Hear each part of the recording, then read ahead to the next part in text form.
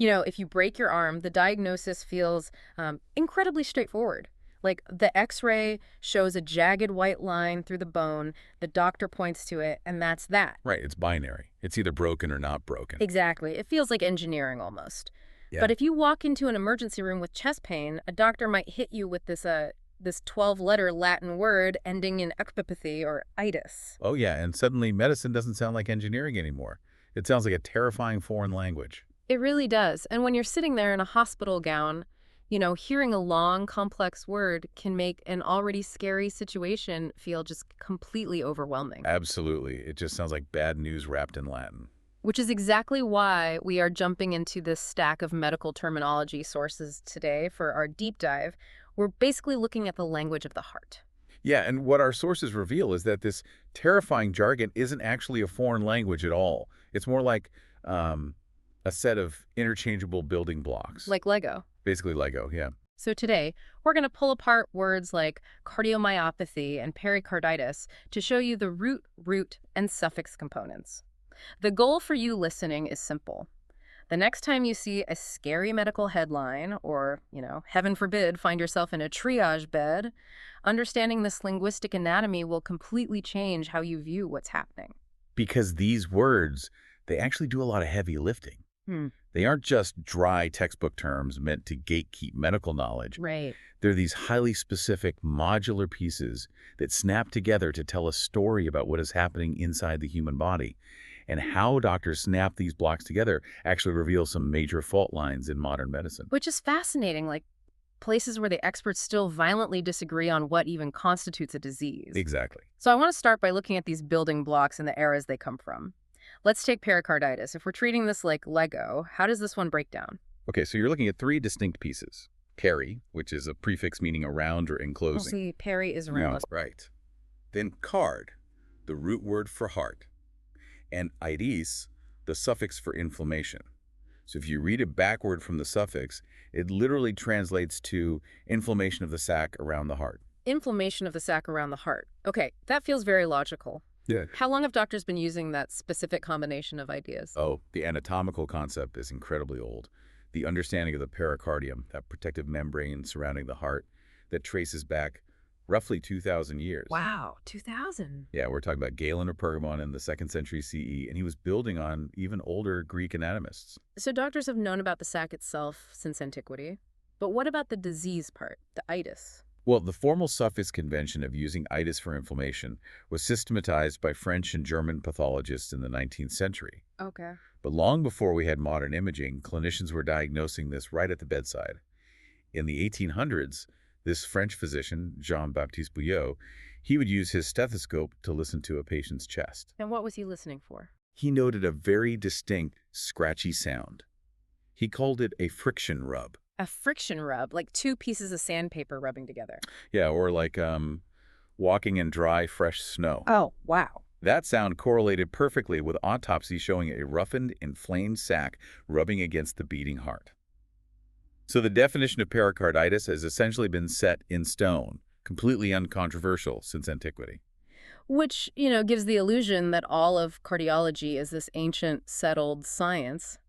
But our sources highlight a massive contrast when we look at our second word, which is cardiomyopathy. Right, the troublemaker. Yeah, let's break it down again.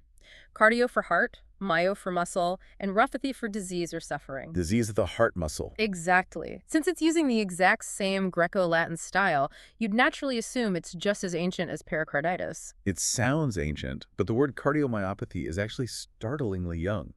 It is barely 70 years old. Wait, really? That's actually younger than the polio vaccine. But the human heart obviously hasn't changed. How did we not have a word for diseased heart muscle until the 1950s? Well, it was coined in 1957 by a British physician named William Bridgen. And to understand why he had to invent it, you have to look at what was happening in medicine at the time. Okay, lay the scene. Diagnostics were getting better. Doctors were getting really good at identifying patients whose hearts were failing because of blocked arteries or bad valves or severe high blood pressure. So they were checking off the usual suspects. Exactly. But Bridgen noticed a subset of patients who had none of those things. Their coronary arteries were clear, their valves were fine. But their hearts were still failing. Right, their heart muscle was still weak and flabby. He needed a name for heart muscle disease of an unknown, non-standard cause. He essentially needed a diagnostic leftover bin. Ah, so he just snapped some ancient Greek words together to label this mystery bucket. He did, and it caught on. Throughout the 1960s, cardiologists like J.F. Goodwin popularized the term, and they mapped out the different forms of cardiomyopathy we still recognize today. I think that's such a crucial realization for you listening to this. Like, these Greco-Latin roots aren't dead fossils gathering dust. No, not at all. Modern physicians are actively taking these ancient prefabricated blocks and snapping them together to describe conditions we are only just now able to isolate. Yeah, the building materials are 2,000 years old, but the buildings are brand new. Exactly. And understanding that modular nature, it shows you how much power is packed into just one piece of the word. Like, a single syllable changes the entire trajectory of a patient's life. Oh, absolutely. Let's test that out. We know pericarditis means a structural disease or suffering. What happens to the patient if a doctor pops that pericarditis block off the end and snaps on itis instead? Well, if you take the roots, myo and card muscle and heart, and you add a carditis, you get myocarditis. You have fundamentally shifted the diagnosis. How so? A hopathy, like cardiomyopathy, usually implies a chronic, structural, or genetic issue with the muscle itself, but eccripithis implies an inflamed muscle. And our sources mentioned things like Coxsackie virus B as a classic cause for that inflammation. Viruses are a very common trigger, yeah. But here's the critical difference for the patient. Itis often carries the hope of reversibility. Oh, because it's just inflammation. Right. The body is reacting to an invader or an injury. The tissue gets fiery and inflamed, but once the threat passes, it can potentially heal and go back to normal. A chronic empathy is a much more permanent structural reality. So swapping that one suffix is like changing the file extension on a computer document. That's a great way to put it. It alters how the whole medical system reads the problem. Now, what about the front of the word, the prefixes?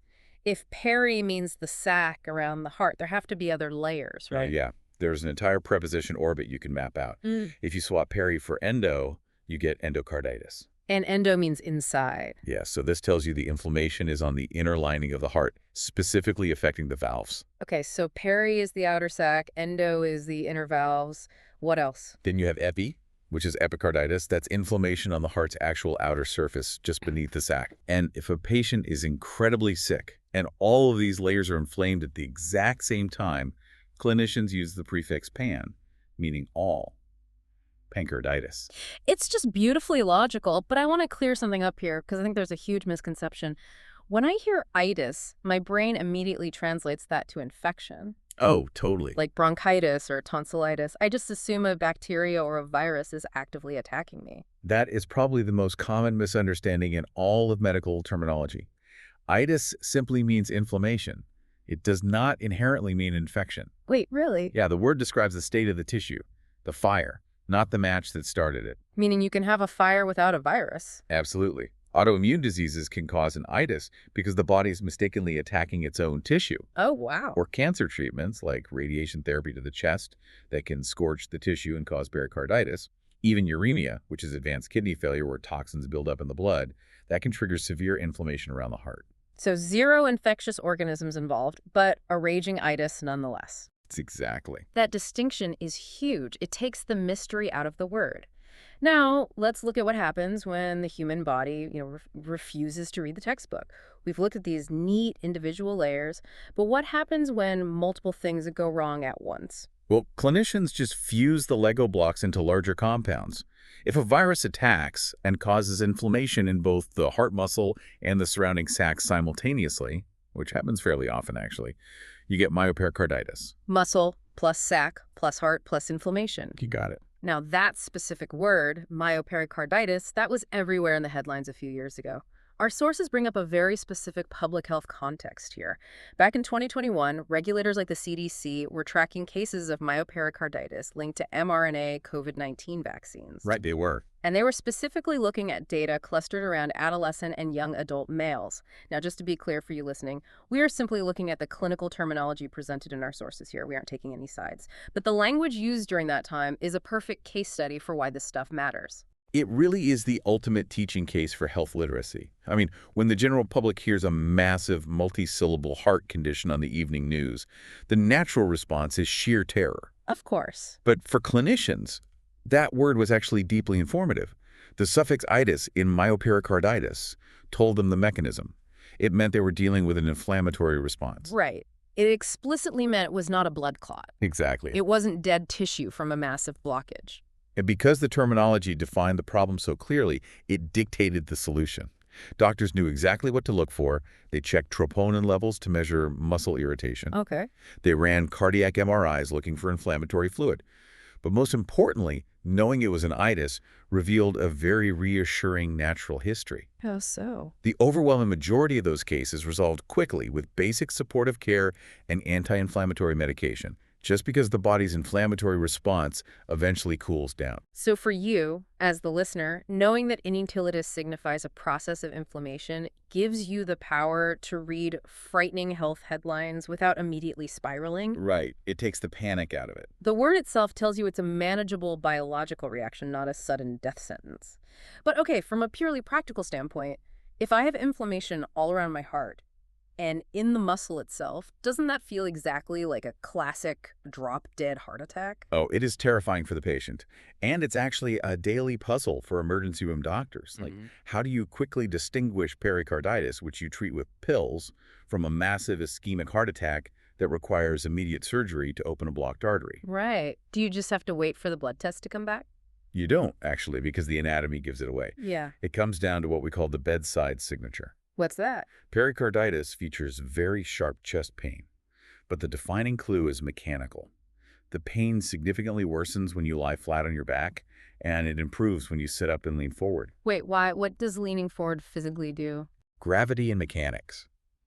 When you sit up and lean forward, you are physically pulling the inflamed sac away from the beating heart muscle. Oh, wow. Yeah, you're relieving the friction. A classic heart attack is a plumbing problem. A pipe is blocked. It doesn't care what position your torso is in. The pain is constant and crushing. That is wild. Right. That one physical movement leaning forward separates the two conditions, proving how understanding the anatomical root words translates directly to rapid ER triage. Okay, so the itis family, the inflammations, they seem logical. They follow the rules of anatomy and mechanics. But according to our sources, the phytocathy family, the cardiomyopathies, is where cardiologists absolutely lose their minds arguing over semantics. Oh, yeah. It is a bitter, decades-long classification war, and it centers on a surprisingly philosophical question. Which is? What truly deserves to be called a disease of the heart muscle? Let me set up the battle lines here, because this is wild.